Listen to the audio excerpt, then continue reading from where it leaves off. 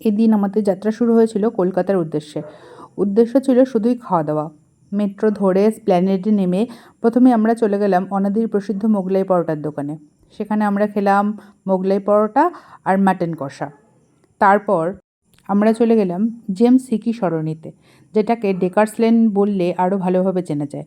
যাই হোক, ছুটির দিন ছিল বলে অনেক দোকানই বন্ধ ছিল। মেইনলি অরুণদার বেগুন সুন্দরী খাওয়া হয়নি। তবে ক্লাসিক থেকে আমরা খেলাম মশালা কুলচা, চিলি চিকেন আর চিকেন ভর্তা। এরপর আমরা চলে গেলাম ক্যালকাটা স্টক এক্সচেঞ্জের পাশে একটি বিখ্যাত দোকান কোনা দোকানে। কোনায় অবস্থিত বলে এটাকে কোনা দোকান বলে। সেখানে খেলাম মালাই টোস্ট আর চা।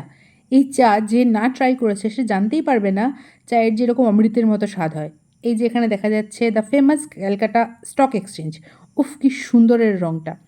এই দোকানটায় প্রচণ্ড ভিড়। এইটুকু একটা চায়ের দোকান, এই দোকানে প্রায় 10 জন কর্মচারী কাজ করে। সেখানে আমরা খেলাম মালাই টোস্ট আর আমি নিয়েছিলাম একটা চিজ কর্ন স্যান্ডউইচ।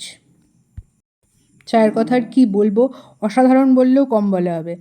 তারপর আমরা চলে গেলাম গিরিশ পার্ক মেট্রোর 2 নম্বর গেট দিয়ে বেরিয়ে নিরঞ্জন আগার এর দোকানে।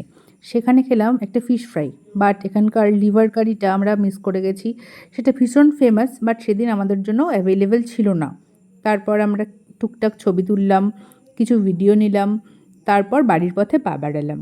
আর এইভাবেই আমাদের কেটে গেল একটা ছুটির দিন। ব্যাস, শেষ।